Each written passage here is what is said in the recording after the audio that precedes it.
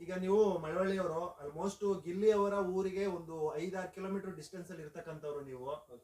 ಈಗ ಗಿಲ್ಲಿ ಅವರ ಬಗ್ಗೆ ನಿಮ್ಮ ಅಭಿಪ್ರಾಯ ಏನಿದೆ? ಅಲ್ಲ, ಅಭಿಪ್ರಾಯ ಅನ್ನೋದಕ್ಕಿಂತ ಹೆಚ್ಚಾಗಿ ಇಡೀ ಕರ್ನಾಟಕದ ಜನತೆಗೆ ಸ್ವಂತ ಮಗನ ತರ ಪ್ರೀತಿ ಮಾಡ್ತಿದ್ದಾರೆ ಅಂತ ಒಬ್ಬ ಒಂದು ರಿಯಾಲಿಟಿಯ ಶೋಗೆ ರಿಯಲ್ ಆಗಿ ಆಟ ಆಡ್ತಾ ಇರುವಂತ ವ್ಯಕ್ತಿ. ನಾವೆಲ್ಲ ನೋಡಿರುವಾಗೆ ಆತ ಸಾಧಾರಣವಾಗಿದ್ದವನು ಹಂಗೆ ಇದ್ದಾನೆ, ಅದಕ್ಕೋಸ್ಕರ ಜನ ಹಂಗೆ ತಗೋತಾವ್ರು. ಈಗ ಅವರು ಈಗ ಊರ್ ಕಡೆ ಹೇಳ್ತಾರೆ, ಅವರು ಆತ ಕುರಿ ಮೇಯಿಸ್ತಾ ಇದ್ದವನು, ಅವ್ನು 100 ಕುರಿಯವೆ ಅಂತಲೇ. ಈಗ ಆಕ್ಚುಲಿ ಒಳಗಡೆ ಇವನು ನಿನ್ನೆ ಧ್ರುವ ಅಂತೆಲ್ಲ ಅಲ್ಲ, ಆತ ಹೇಳಿರೋದು ಒಂದ್ 20 ಕುರಿ ಇದೆ ಅವ್ರ ಹತ್ರ. ನಾವು ನೋಡಿರುವಂಗೆ 20 ಕುರಿ ಇರೋದು 100 ಕುರಿ ತೆಗೆದು ಒಂದು ಫಾರಂ ಮಾಡ್ಬೇಕು ಅಂತ ಒಂದು ಕನ್ಸೈತೆ ಅಂತ ಹೇಳಿರೋದು ಆತ. ಅಂದ್ರೆ ಈಗ ಏನಂದ್ರೆ ಒಬ್ಬ ವ್ಯಕ್ತಿನ ನಿಂದನೆ ಮಾಡೋದಕ್ಕೆ, ತಾವು ಗೆಲ್ಲೋದಕ್ಕೋಸ್ಕರ ಅದು ಆಟ ಆಡ್ಲಿ, ಆದ್ರೆ ಅವರ ಸಂಸಾರ, ಅವ್ರ ವೈಯಕ್ತಿಕ ಬದುಕನ್ನೆಲ್ಲ ನಿಂದನೆ ಮಾಡೋದು ತಪ್ಪು. ಆತ ಲಾಸ್ಟ್ಗೆ ನೀವು ಅಲ್ಲಿ ಗಮನಿಸ್ಬೇಕು, ನಿಜವಾಗ್ಲು ಕೊನೆ ಅವ್ನು ಏನ್ ಹೇಳ್ತಾನೆ ಅಂತಂದ್ರೆ 100 ಕುರಿ ತಕೊಂಡು ಫಾರಂ ಮಾಡ್ಬೇಕು ಅಂತ ಅನ್ಕೊಂಡಿದ್ದೀನಿ, ಇನ್ನ ಆಗಿಲ್ಲ ಅಂತ ನಗನಾಗ್ತಾ ಹೇಳ್ತಾನೆ. ನೋಡಿ, ಹಸ್ವಿರೋವನಿಗೆ, ಸೋತು ಗೆಲ್ಲುವವನಿಗೆ ನಿಜವಾದ ತಾಳ್ಮೆ ಇರಬೇಕು. ಹಳ್ಳಿಯಿಂದ ಬಂದವ್ರಿಗೆ ಮಾತ್ರ ಇವತ್ತು ಮೋಜು ಮಸ್ತಿ ಎಲ್ಲಾ ತರ ಅನುಭವಿಸಿರೋ ಸಿಟಿ ಅವ್ರಿಗೆ ಇರೋದಿಲ್ಲ. ಅವ್ರು ಗೆಲ್ಲಬೇಕು ಅನ್ನೋ ಒಂದು ಹಠಾಸ್ತಲ್ಲಿ ಆ ತರ ಅವ್ನು ಮಾತಾಡ್ತಿರ್ಬೋದು. ಗಿಲ್ಲಿ ಸಾಮಾನ್ಯವಾಗಿರೋ ಸಾಮಾನ್ಯ ಅಷ್ಟೇ. ಅಲ್ಲ, ಇವಾಗ ಗಿಲ್ಲಿಗೆ ಯಾಕೆ ಇವಾಗ ಇಲ್ಲೇ ಒಂದು 50 ಲಕ್ಷ ಬರುತ್ತೆ, ಇನ್ನೂ ಸ್ವಲ್ಪ ದುಡ್ಡು ಜಾಸ್ತಿನೇ ಬರ್ತದೆ, ಕುರಿ ಸಾಕೋದು ಯಾಕೆ? ಬೆಂಗಳೂರು ಬಂದಿದ್ದಾನೆ, ಐಫೈ ಜೀವನ ನಡೆಸ್ಬೋದಲ್ವಾ? ಅಲ್ಲಪ್ಪ, ಇವತ್ತು ನನ್ಗೆ ಹಣ ಬಂದ್ಬಿಡ್ತು ಅಂದ್ರೆ ನಮ್ಮ ತಂದೆ ತಾಯಿ ಬಿಟ್ಬಿಟ್ಟು ಚೆನ್ನಾಗಿರೋ ತಂದೆ ತಾಯಿ ಏನಕ್ಕಾಗುತ್ತಾ? ಅಲ್ಲ, ತಂದೆಗಳು ತಂದು ಇರಿಸ್ಕೋಬೋದಲ್ಲ. ಅಲ್ಲ, ನೀವ್ ಹೇಳ್ತಾ ಇರೋದೇನು ಅಂತಂದ್ರೆ, ಈಗ 50 ಲಕ್ಷ ಬತ್ತು ಅಂದ ತಕ್ಷಣ ಬರುದಿಲ್ಲ. ನಾವ್ ಅನ್ಕೋತಾ ಇರೋದು ಅವನ ಮೇಲಿರೋ ಒಂದು ಅಭಿಮಾನ ಕೇಳ್ತಾ ಇದೀವಿ, ಅವ್ನ್ ಮಾಡ್ತಾ ಇರೋ ಆಟಕ್ಕೆ. 50 ಲಕ್ಷ ಬಂದ ತಕ್ಷಣ ಕುರಿ ಮೇಯಿಸೋದನ್ನ ಬಿಟ್ಬಿಟ್ರೆ, ಇವತ್ತೆಲ್ಲರೂ ಕೂಡ, ಎಲ್ಲ ರೈತರು ಕೂಡ ಎಲ್ಲವನ್ನ ಬಿಟ್ಬಿಟ್ಟು ಸಿಟಿ ಬಂದ್ಬಿಟ್ರೆ ಬೆಳೆಯವ್ರು ಯಾರು?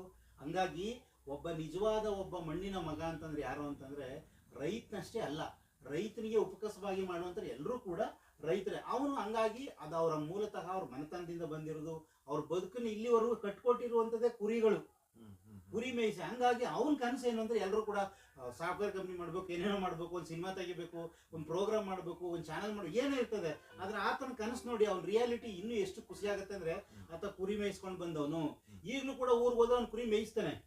ಇಷ್ಟು ಸೆಲೆಬ್ರಿಟಿ ಆಗಿದ್ರು ಕೂಡ ಅವ್ರು ಈಗಲೂ ಕೂಡ ಬಡವರೇ. ಆದ್ರೆ ಆತನ ಕನಸು ಏನಂದ್ರೆ, ಚಿಕ್ಕ ವಯಸ್ಸಿಂದ ಅವ್ರಿಗೊಂದು ಇರುತ್ತೆ, ಅದೇ ರೀತಿ ಒಂದು 100 ಕುರಿದೊಂದು ಫಾರ್ಮ್ ಮಾಡ್ಬೇಕು ಅನ್ನೋದು ಒಂದು ಆಸೆ. ಹಂಗಾಗಿ ಅದು ಮಾಡ್ತಾನೆ. ಜೊತೆಗೆ ಅವ್ರ ಮನೆಯವರು, ಮಕ್ಕಳು, ಅವರೆಲ್ಲರೂ ಜೊತೆ ಬೇಕಾದ್ರೆ ಇರ್ತಾರೆ, ನೀವ್ ಹೇಳ್ದಂಗೆ.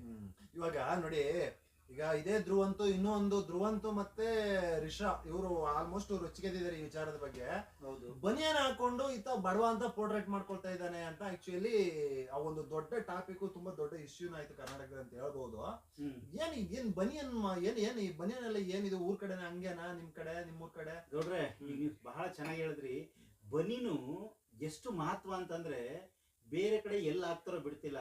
ಬನಿಯನ್ ಹಾಕಿರುವಂತ ಗಂಡು ಮಗನ್ನ, ಒಂದು ಫಿಟ್ನೆಸ್ ನ ನೋಡಿದ್ರೆ ಹೆಣ್ಣು ಮಕ್ಕಳಿಗೆ ಎಷ್ಟು ಖುಷಿ ಆಗುತ್ತೆ ಅಂತಂದ್ರೆ, ಅದು ಒಂದ್ ಕಡೆ. ಆದ್ರೆ ನಿಜವಾದ ಶ್ರಮಿಕವಾಗಿ ದುಡಿಯುವಂತವ್ರಿಗೆ ಮೈ ಮೇಲೆಲ್ಲ ಬಟ್ಟೆ ಹಾಕೊಂಡು ದುಡಿಯಕ್ಕಾಗಲ್ಲ. ಒಂದೇನಂದ್ರೆ, ನಾವು ಮಂಡ್ಯ, ಮೈಸೂರು ಭಾಗ, ಆ ಭಾಗದಲ್ಲೆಲ್ಲ ರೈತರಾಗಿರೋದ್ರಿಂದ ಅವರೆಲ್ಲರೂ ಏನಂತಂದ್ರೆ, ಒಂದು ಪಟಾಪಟಿ ಚಡ್ಡಿ, ಅದು ತುಂಬಾ ಈಗ ಟ್ರೆಂಡ್ ಆಗ್ಬಿಟ್ಟೈತೆ. ಒಂದ್ ಚಡ್ಡಿ, ಒಂದ್ ಬನಿಯನ್ ಹಾಕೋತಾರೆ, ಬರೀ ಮೈಲಿ ಇರಕ್ಕಾಗಲ್ಲ ಅಂತ ಹೇಳಿ. ಒಂದ್ ಬೆಡ್ಡಿ, ಚಡ್ಡಿ, ಬನಿ ಇವೆರಡು ಹಾಕೊಂಡೆ ಅವ್ರು ಕೆಲಸ ಮಾಡೋದು ಎಲ್ಲ ಕಡೆ. ಅದು ಒಂದು ಸಾಮಾನ್ಯ. ಇವತ್ತು ನಮ್ ಕಡೆ ಬಂದ್ ನೋಡ್ರಿ, 100 ಕೋಟಿ ಇರೋರು ಇದ್ದಾರೆ, 50 ಕೋಟಿ ಇರೋರು ಇದ್ದಾರೆ, ಲಕ್ಷಾಂತರ ರೂಪಾಯಿನ ಜೋಬಲ್ಲಿ ಇಟ್ಕೊಂಡು ತಿರುಗಾಡುವಂತವ್ರು ಒಂದ್ ಚಡ್ಡಿ ಬನಿಯನ್ನ ತಿರುಗಾಡ್ತಾರೆ. ಅದು ಸಾಮಾನ್ಯ. ಅದು ಆಯಾ ಭಾಗಕ್ಕೆ ಈಗ ಹೇಳ್ತಾರೆ, ಒಂದು 5-5 ಕಿಲೋಮೀಟರ್ಗೆ ಒಂದು ನೇಚರು ಬದಲಾವಣೆ ಆಗುತ್ತೆ ಅಂತ. ಹಂಗೆ ನಮ್ಮ ಮಂಡ್ಯ ಭಾಗದಲ್ಲಿ ಎಲ್ಲ ರೈತಾಪಿ ವರ್ಗದವರಾಗಿರೋದ್ರಿಂದ ಯಾರು ಕೂಡ ಆತರ ಮಾಡೋದಿಲ್ಲ, ಸಾಮಾನ್ಯವಾಗಿ ಬಳಸ್ತಾರೆ. ಓಕೆ, ಈಗ ಆ ರೀತಿ ಹೇಳಿದ್ರೆ, ಈಗ ಅವನು ಒಂದ್ ವೇಳೆ ಡ್ರಾಮಾ ಮಾಡ್ತಾ ಇದ್ದಾನೆ ಅಂತ ಹೇಳೋದೇ ಆದ್ರೆ, ಈಗ ನೀವು ನೋಡಿದಿರಿ ಅವ್ರ ಊರ್ ಕಡೆ, ಅಂದ್ರೆ ಆಲ್ಮೋಸ್ಟ್ ನಿಮ್ಮ 5-6 ಕಿಲೋಮೀಟರ್ ಅವ್ರ ಊರ್ಗು ನಿಮ್ಮೂರ್ಗು ಡಿಸ್ಟೆನ್ಸ್. ಅವ್ರ ಅಪ್ಪನೂ ಕೂಡ ಇದೇ ರೀತಿ ಚಡ್ಡಿ ಗಿಡ್ಡಿ ಹಾಕೊಂಡು, ಬನಿಯನ್ ಹಾಕೊಂಡು. ನೀವು ಒಳ್ಳೆ ಪ್ರಶ್ನೆ ಕೇಳಿದ್ರಿ. ನೀವು ಗಿಲ್ಲಿ ಬೇಕಾದ್ರೆ ಇವತ್ತು ಸ್ವಲ್ಪ ಟ್ರೆಂಡ್ ಆಗ್ಬಿಟ್ಟಿರ್ಬೋದು, ಕಲಾವಿದ ಆಗಿರ್ಬೋದು, ಗುರುತಿಸ್ಕೊಂಡಿರ್ಬೋದು, ಒಂದ್ ಸ್ವಲ್ಪ ಬಟ್ಟೆ ಅವೆಲ್ಲ ಹಾಕೋಬೇಕು. ನೀವು ಇವತ್ತು ಹೋಗಿ ನೋಡಿ ಅವ್ರ ಅಪ್ಪ ಒಂದ್ ಚಡ್ಡಿ, ಬನಿಯನ್ ಅಥವಾ ಒಂದ್ ಶರ್ಟ್ ಹಾಕೊಂಡಿರ್ತಾರೆ ಈಗ್ಲೂ ಕೂಡ. ಇವ್ರೆ ಅಂತಲ್ಲ, ಎಷ್ಟು ಲಕ್ಷಾಂತರ ರೂಪಾಯಿ ಕುಳುವಾಗಿರುವಂತವ್ರು, ಸಾಮಾನ್ಯ ವರ್ಗದವ್ರು ಎಲ್ಲರೂ ಕೂಡ, ಅಂದ್ರೆ ಅವ್ರೆಲ್ಲರೂ ಕೂಡ ಸಾಮಾನ್ಯ. ಅಂದ್ರೆ ಒಂದೊಂದು ಭಾಗಕ್ಕೆ ಒಂದೊಂದು ಬಟ್ಟೆ, ಅದೊಂದು ಕಲ್ಚರ್ ಆಗಿರುತ್ತೆ ಗೌಡ್ರೆ. ಹಂಗಾಗಿ ಅವ್ರು ಅದೇ ರೀತಿನೇ ಇರ್ತಾರೆ. ಅದು ಬಟ್ಟೆ ಹಾಕೋದು, ಚಡ್ಡಿ ಹಾಕೊಳ್ಳೋದು ಸಾಮಾನ್ಯ, ಬನಿಯನ್ ಹಾಕೊಂಡೆ ತಿರ್ಗಾಡೋದು ಸಾಮಾನ್ಯ. ಓಕೆ, ಇವಾಗ ಧ್ರುವಂತು ಈ ರೀತಿ, ರಿಷಾ ಮತ್ತೆ ಇವ್ರಿಬ್ರು ಈ ರೀತಿ ಒಂದು ಪ್ರಾಂತ್ಯದ ಒಂದು ಉಡುಗೆ ತೊಡುಗೆಗೆ ಎಲ್ಲ ಅವಮಾನ ಮಾಡಿದ್ರು. ಖಂಡಿತ. ಇದು ನೋಡಿ, ಅಂದ್ರೆ ನಾವು ನಡ್ಕೊಳ್ಳೋ ರೀತಿ, ನಾವು ಮಾತಾಡೋ ಮಾತುಗಳು ಇವತ್ತು ಒಂದೊಂದು ಕೂಡ ವ್ಯಕ್ತಿಗತವಾಗಿ ಸಮಸ್ಯೆ ಉಂಟು ಮಾಡಿದ್ರೆ ಕಾನೂನು ಪ್ರಕಾರ ಅಪರಾಧ. ಈಗ ಬೇಕಾದ್ರೆ ಯಾರಾದ್ರೂ ಕೂಡ ಹಿಂಗ ಅವಮಾನ ಮಾಡ್ತಾ ಇದೆ ಅಂತ ಯಾರಾದ್ರೂ ಕೇಸ್ ಹಾಕಿದ್ರೆ ಯಾಕೆ ಬೇಕು? ಬಿಗ್ ಬಾಸ್ ಹಲವಾರು ಕಂಡೀಷನ್ಗಳನ್ನ ಮಾಡಿರುತ್ತೆ. ನಮಗೂ ನಿಮ್ಗೆ ಗೊತ್ತಿರೋ, ನಮ್ಗಿಂತ ಹೆಚ್ಚು ಒಳಗಡೆ ಹೋದವ್ರಿಗೆ ಒಬ್ಬರನ್ನ ಬಟ್ಟೆಯಿಂದ ನಿಂದನೆ ಮಾಡೋದು, ವ್ಯಕ್ತಿಗತವಾಗಿ ನಿಂದನೆ. ಅಲ್ಲಿ ಆಟ ಆಡ್ರಿ, ನೀವು ಫೈಟಿಂಗ್ ಮಾಡ್ರಿ, ಕುಸ್ತಿ ಮಾಡ್ರಿ, ಏನಾದ್ರು ಮಾಡಿ, ಜನಕ್ಕೆ ನೋಡು ಕುಸ್ತಿ ಆಗುತ್ತೆ. ಹೋಗಿ ನೀನ್ ಬಟ್ಟೆ ಹಿಂಗೆ ಹಂಗೆ ಹಿಂಗೆ ಅನ್ನೋದಾದ್ರೆ ನಾನು ಇನ್ನೂ ಒಂದು ಮುಂದುವರೆದು ಹೇಳ್ತೀನಿ ರೀ, ಅವ್ರು ನಿಜವಾಗ್ಲೂ ಬಡವಾಕನ್ರಿ. ಇವತ್ತೇ ಹೋಗಿ ನೋಡ್ರಿ ಅವ್ರ ಮನೇನ, ಅವ್ರ ಪರಿಸ್ಥಿತಿನೇ ಹೇಗಿದೆ ಅಂತ ಅಂದ್ಬಿಟ್ರೆ ತಿನ್ನಕ್ಕೂ ಊಟ ಇಲ್ಲ ಅನ್ನೋಂಗಲ್ಲ.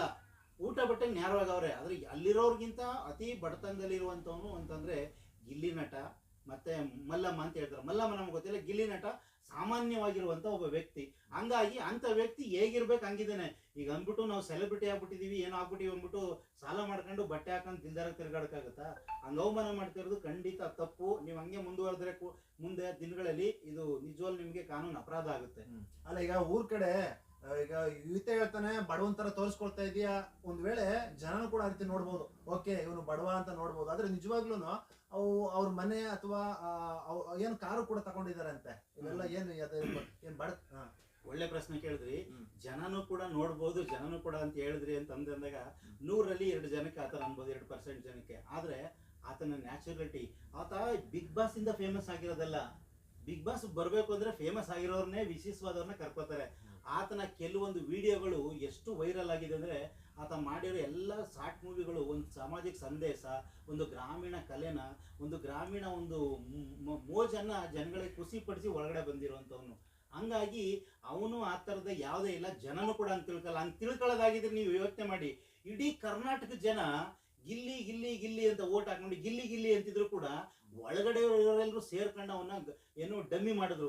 ಡಮ್ಮಿ ಮಾಡಿದಾಗ ಅವನು ಒಳಗಡೆ ಹೋಗಿ ರಾಜನ್ ತರ, ನಮ್ಮ ಅಂತ ಪಿಕ್ಚರ್ಲಿ ಅಂಬರೀಶ್ ಅವರು ಒಂದು ಬಟ್ಟೆ ಹಾಕೋತಾರ ನೋಡಿ, ಕೇಡಿ ತರ, ಆ ತರ ಬಟ್ಟೆ ಹಾಕೊಂಡು ಒಳಗಡೆ ನಮ್ಮ ಯಾವುದು ಶ್ರೀರಂಗಪಟ್ಟಣ ರಂಗಸ್ವಾಮಿ ತರ ಕಾಲ್ ಮೇಲೆ ಕಾಲಕ ಮಲ್ಗಿರ್ತಿದ್ದ. ಆದ್ರೆ ಅದ್ರ ಬೆಳಿಗ್ಗೆ ಸುದೀಪ್ ಅವ್ರು ಬಂದಾಗ ನಿಜವಾದ ಸತ್ಯವನ್ನ ಕಾಕ್ರೋಚ್ ಸುದ್ದಿ ಅವ್ರು ಒಪ್ಕೊಂಡ್ರು. ಏನಂತ, ನಾನು ಡಮ್ಮಿ ಆಗೋಗ್ತಿದ್ದೀನಿ, ನಾನ್ಗೆ ಕಳಪೆ ಆಗ್ಬಿಡ್ತೀನಿ ಅಂದ್ಬಿಟ್ಟು ಬೇಕು ಅಂತ ಹಿಂಗ್ ಮಾಡಿದ್ವಿ ಅಂತ ಹೇಳಿ. ಹಂಗಾಗಿ ಆ ತರದ್ದೆಲ್ಲ ಸುಳ್ಳು ಬ್ರದರ್. ಓಕೆ, ಅಂದ್ರೆ ನಾನ್ ಕೇಳಿರೋ ಪ್ರಕಾರ ಅವರಿಗೆ ಒಂದ್ ಸ್ವಲ್ಪ ಅವ್ರಿಗೆ ಜಮೀನು ಕೂಡ ಇದೆ. ಇತ್ತೀಚೆಗೆ ಅವರು ಮೊದ್ಲೇ ಒಂದು ಇದು ಸೀಟ್ ಮನೇಲಿ ಇದ್ರು, ಇವಾಗ ಸ್ವಲ್ಪ ಮುಂದ್ಗಡೆ ಎಲ್ಲ ಒಂದ್ ಮನೆ, ಒಂದ್ ಸುಮಾರು ಮನೆ ಮಾಡಿದ್ದಾರೆ. ಆಮೇಲೆ ಇನ್ನೊಂದು 20 ಲಕ್ಷದ ಒಂದು ಕಾರನ್ನು ಕೂಡ ತೆಗೆದುಕೊಂಡಿದ್ದಾರೆ ಅಂತ ನಾನು ಕೇಳ್ಪಟ್ಟೆ. ನೀವು ಅವಾಗಲೇ ಕೇಳಿದ್ರೆ ಕರೆಕ್ಟ್, ಅದನ್ನ ನಾನು ಬಿಟ್ಟೆ. ಬ್ರದರ್ ಏನಾಗಿದೆ ಅಂತಂದ್ರೆ, ನೀವ್ ಈಗ್ಲೂ ನೋಡಿ, ಅವರು 3 ಜನ ಮಕ್ಕಳು, ಒಬ್ರು ಅಕ್ಕ, ಇನ್ನೊಬ್ಬ ಅಣ್ಣ ಇದ್ದಾರೆ, ಇವ್ರು ತಮ್ಮ. ಇರೋದು 3 ಜನ ಮನೆಗಳು. ಅವ್ರ ತಂದೆ ಏನ್ ಕೆಲಸ ಮಾಡ್ತಾರೆ ಅಂತಂದ್ರೆ, ಕೆಲವೊಂದೇ ನಾವ್ ಹೇಳ್ಬಾರ್ದು, ಆದ್ರೆ ವಾಸ್ತವತೆ ಹೇಳಿದ್ರೆ ಅವ್ರು ನನ್ನ ಹಳ್ಳಿ ಪ್ರತಿಭೆ, ನಮ್ಮ ಭಾಗದ ಹುಡುಗ. ಅವ್ರ ತಂದೆ ಏನಂತಂದ್ರೆ ದಳ್ಳಳ್ಳಿ ಕೆಲಸ ಮಾಡುವಂಥದ್ದು. ಈ ಮಳವಳ್ಳಿ ಮತ್ತೆ ಇದರಲ್ಲಿ ಯಾವ್ದು ಕಿರ್ಗಾವಲಲ್ಲಿ ಸಂತೆಗೆ ತುಂಬಾ ಫೇಮಸ್. ಮಳವಳ್ಳಿಗಿಂತ ಹೆಚ್ಚಾಗಿ ಕಿರ್ಗಾವಲ್ ಸಂತೆ ಅಂದ್ರೆ ತುಂಬಾ ಜಾಹಿರ ನಮ್ಮ ಮಂಡ್ಯ ಭಾಗದಲ್ಲಿ. ಅಲ್ಲಿ ಹಸು ಕರ ದನ ಇಂಥವ್ರದ ಇವ್ರಿಗೆ ಅವ್ರು ಕೊಡ್ಸೋದು, ಅವ್ರಿಗೆ ಇವ್ರು ಕೊಡ್ಸೋದು, ಅವ್ರ ಹತ್ರ ಇವ್ರ ಹತ್ರ 50-100 ಒಂದು ದಳ್ಳಾಳಿ ಇಸ್ಕೊಬಂದು ಜೀವನ ಮಾಡ್ಕೊಂಡು ಇರೋವಷ್ಟು ಭೂಮಿಲಿ ವ್ಯವಸಾಯ ಮಾಡ್ಕೊಂಡಿರೋರು. ಒಂದು ಜೊತೆಗೆ ಅವನ ಹತ್ರ ಕಾರ್ ಐತೆ ಅಂತ ಹೇಳಿದ್ರಿ, ಕಾರ್ ಐತೆ. ಇವತ್ತವನು ಬಿಗ್ ಬಾಸ್ ಬರೋಕ್ಕಿಂತ ಮುಂಚಿತವಾಗೇನೆ 8-10 ಶಾರ್ಟ್ ಮೂವಿಗಳನ್ನ ಮಾಡಿ, ಕಿರುಚಿತ್ರಗಳನ್ನ ಮಾಡಿ ಡಿಕೆಡಿ ಮತ್ತೆ ಅವೆಲ್ಲದಕ್ಕಿಂತ ಮುಂಚಿತವಾಗಿ ಇಷ್ಟೆಲ್ಲ ಪ್ರಸಿದ್ಧಿ ಆಗಿರುವಂತ ಅವನು ಇದು ಕಾಮಿಡಿ ಕಿಲಾಡಿಗಳು ಇದೆಲ್ಲ ಪ್ರಸಿದ್ಧಿ ಆಗಿದ್ದಾನೆ. ಎಲ್ಲ ಪ್ರಸಿದ್ಧಿ ಆಗಿರುವಂತ ವ್ಯಕ್ತಿ ಅವ್ರ ಬಡತನ ಇದ್ರು ಕೂಡ ಎಲ್ಲಾರು ಹೋಗ್ಬೇಕು, ಯಾರನ್ನಾರು ಭೇಟಿ ಮಾಡ್ಬೇಕು, 100 ಕಾರ್ಯಕ್ರಮ ಕರೀತಾರ ಆತನಿಗೆ. 100 ಕಾರ್ಯಕ್ರಮ, ವೇದಿಕೆ ಕಾರ್ಯಕ್ರಮಕ್ಕೆ ಎಷ್ಟು ಹೋಗಕ್ಕಾಗಲ್ಲ ಅಂತ ಜಾಕ್ ಹೋಗವನು ಊರಲ್ಲಿ ಸೈಕಲ್ ತಕೊಂಡು ಸ್ಕೂಟರ್ ತಕೊಂಡು ಹೋದ್ರೆ ಸರಿ ಹೋಗುತ್ತಾ? ಎಲ್ಲೋ ಅಲ್ಲೇ ಅವನೇ ಸಂಪಾದನೆ ಮಾಡಿರೋದನ್ನ, ಅಷ್ಟೋ ಇಷ್ಟೋ ಸಂಪಾದನೆ ಮಾಡೋದನ್ನ ಒಂದೇನಂತ ಲೋನ್ ಅಲ್ಲಿ ತಕೊಂಡಿರುವಂತ ಕಾರು, ಇದನ್ನ ಅವ್ರ ಜೊತೆಲೇ ಇದ್ದಂತ ಒಬ್ಬ ಸ್ನೇಹಿತರು ಹೇಳಿದ್ದಾರೆ, ಲೋನ್ ಅಲ್ಲಿ ತಕೊಂಡಿದ್ದಾನೆ ಅಂದ್ರೆ ಮನುಷ್ಯ ಬಡವಾಗಿದ್ದೀನಿ ಅಂತ ಅಂದ್ಬಿಟ್ಟು ಹಂಗೆ ಇರಕ್ಕಾಗತ್ತಾ? ಸಾಮಾನ್ಯವಾಗಿ ಓಡಾಡಕ್ಕೊಂದು ಕಾರ್ ಬೇಕಲ್ಲ. ಕಾರ್ ಇವತ್ತು ಏನೇನು ಅಲ್ಲ ರೀ, ಎಷ್ಟೋ ಜನ ನಮ್ ಕಡೆ ಹಳ್ಳಿ ಕಡೆ ಹುಡುಗರೆಲ್ಲರೂ ಕೂಡ ಸುಮಾರು ಬಾಡಿಗೆ ಕಾರೆಲ್ಲ ಓಡಿಸ್ತಾರೆ. ಅವ್ರ ಹತ್ರ ಎಲ್ಲ ಕಾರಲ್ಲ ಶ್ರೀಮಂತರು ಅನ್ನಕ್ಕಾಗತ್ತಾ? ಎಲ್ಲ ಸಾಲಗೆಲ್ಲ ತಕೊಂಡಿರ್ತಾರೆ, ಮಾಡ್ತಾರೆ. ಹಂಗಾಗಿ ಅಲ್ಪ ಸ್ವಲ್ಪ ಜಮೀನ್ ಅದೇ, ಜಮೀನ್ ಇವತ್ತು ವ್ಯವಸಾಯ ಅಂದ್ರೆ ಏನು ಮಾಡಕ್ಕಾಗ್ತಾ ಇಲ್ಲ. ಅವ್ರು ಈಗ್ಲೂ ಬಡವರು. ಮತ್ತೆ ಇನ್ನೊಂದು ಹೇಳಿದ್ರಿ ನೀವೇನಂದ್ರೆ ಅವ್ರ ಮನೆ ಸ್ವಲ್ಪ ಮೋಲ್ಡ್ ಇದೆ ಅಂತ. ಹೌದು, ಖಂಡಿತ ಮೋಲ್ಡ್ ಮನೆ ಇದೆ, ಆದ್ರೆ ಪೂರ್ತಿ ಮೋಲ್ಡ್ ಮನೆ ಅಲ್ಲ.